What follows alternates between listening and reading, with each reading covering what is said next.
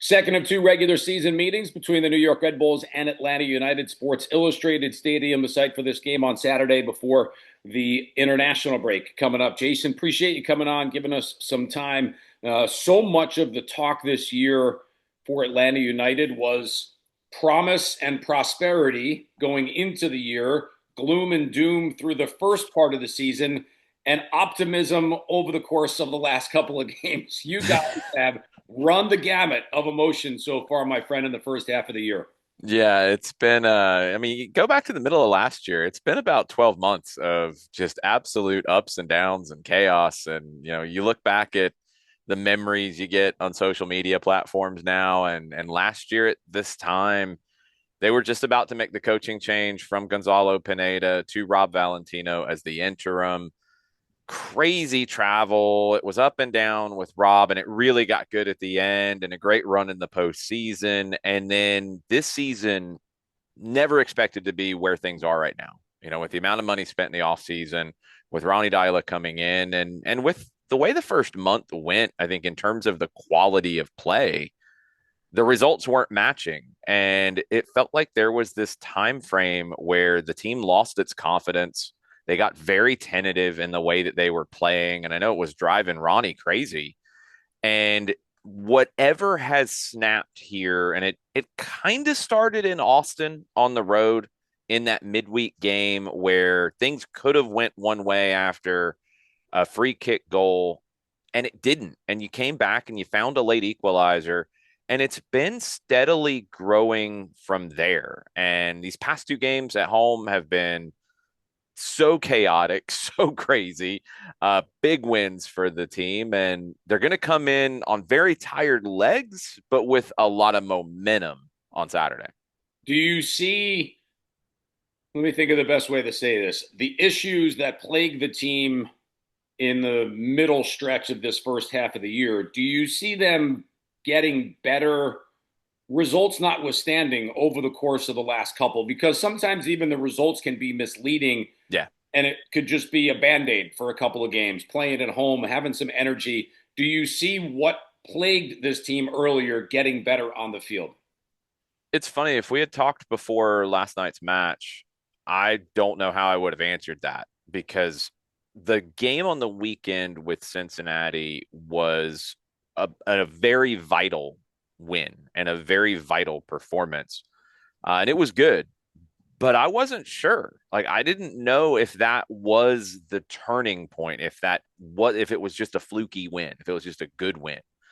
Um, Last night showed something different because against Cincinnati, you finally got out on top and you got a lead and you were able to hold it even when they kind of fought their way back into the game. Against Orlando, you gave up a goal early. It wasn't closed down well. It was frustrating, but you came back and you leveled it. Then you made a mistake and got punished. Derek Williams got caught on a bouncing ball, ends up turning it over. That's goal number two. And the normal reaction there was fine. That's a sucker punch. That's gonna affect you for a minute. But the team got through the first 15 minutes of the second half, which has always been a challenge this season, and they just continued to build. And they were very relentless in pinning Orlando back and pushing the issue. I thought the substitutions and the tactical changes from Dyla were really aggressive and gave the team the urgency that they needed to go and turn the match, and they did.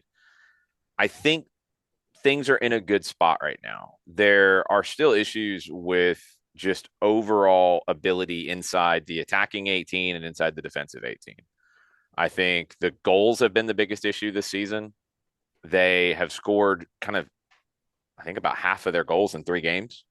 There's been too many games where they've created chances and haven't found the back of the net. Defensively, I think in the run of play in general, it had been getting better, but now you've given up some goals in these 2 wins. And is that sustainable to score 3 and 4 goals a game? No.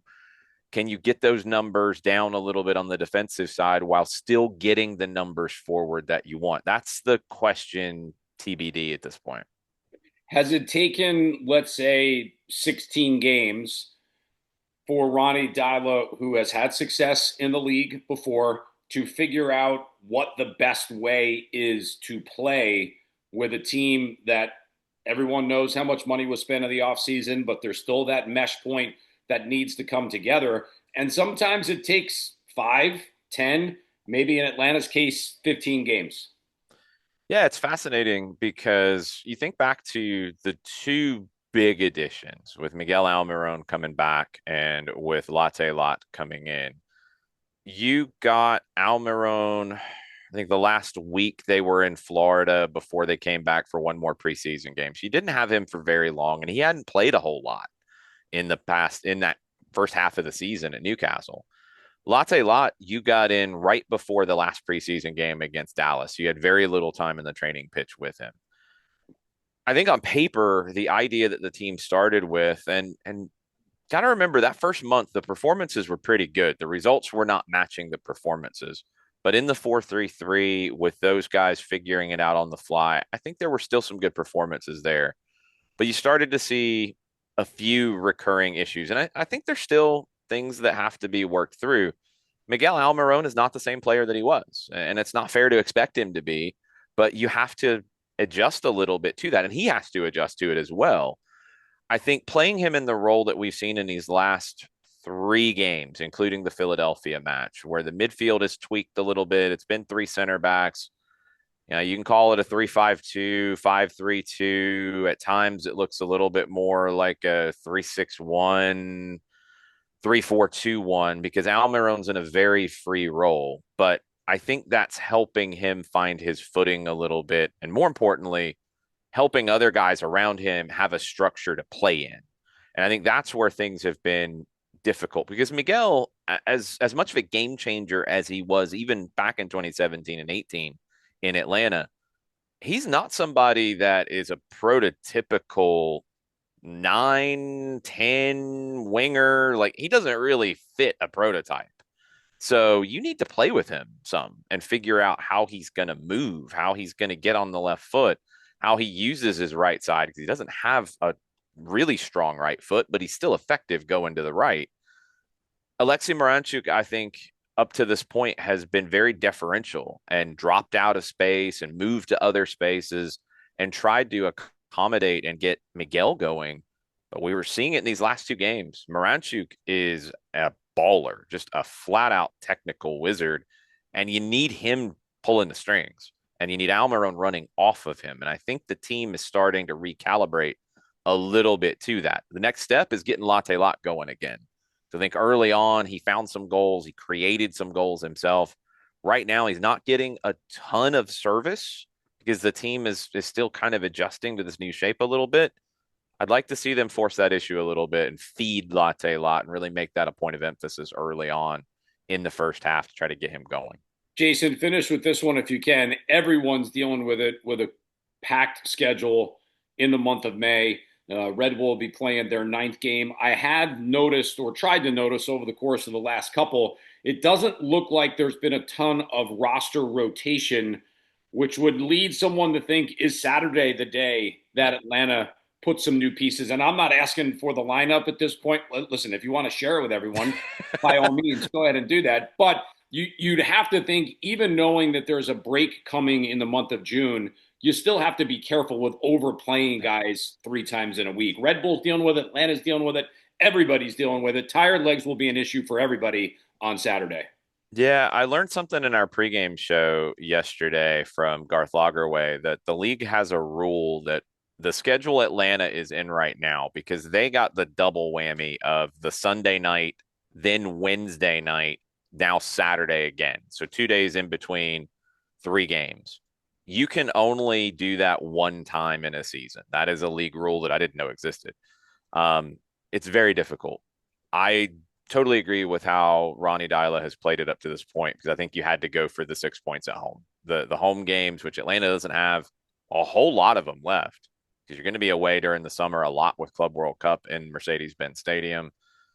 You had to go for these home games and you get to Saturday and you see what you got. I don't know what it's going to look like. You're right, because there hasn't been a ton of rotation. You're getting Brooks Lennon back healthy. I would expect he would be able to contribute in some way on Saturday. We haven't seen him as of late. Pedro Amador and Ronald Hernandez have kind of split the left side a little bit. So I think there's been enough rotation in that spot. Center back's a big question because Derek Williams has played a lot of big minutes as of late. Luis Abram has played a lot of minutes too. Matt Edwards seems like he could run for days. He's young. I think he'll be okay. But you have Noah Cobb, you have Efrain Morales, who might be called upon in one of those spots if you keep this same shape. Bartosz Schliess, I think, is just a machine. That guy runs more than almost anybody in the league. He is going to national team duty with Poland after this. So you wonder if maybe you have to rotate him a little bit to have him in his best form for Poland. But you have Mateusz Klich, who hasn't played a ton of minutes in the midfield. Will Riley, who started a game against Cincinnati earlier this year and was really good in that one. He might be up for a start. Jamal TRA has rotated a fair bit with Latte Lot. So I think you've got some rotation that's been built in, and some guys who have started have split minutes in a way. So the spots I'm looking at are central midfield and center back. And those are the ones that have been more stable and might need a little more focused rotation on Saturday. Always great information, Jason. Appreciate you coming on, giving us a couple minutes. Will be great to see you and Mike up in Jersey in a couple of days. Safe trip, safe flight. We'll see you soon. Yeah, looking forward to it. Atlanta never won in that building before. Fingers crossed on our end anyway for something different this time.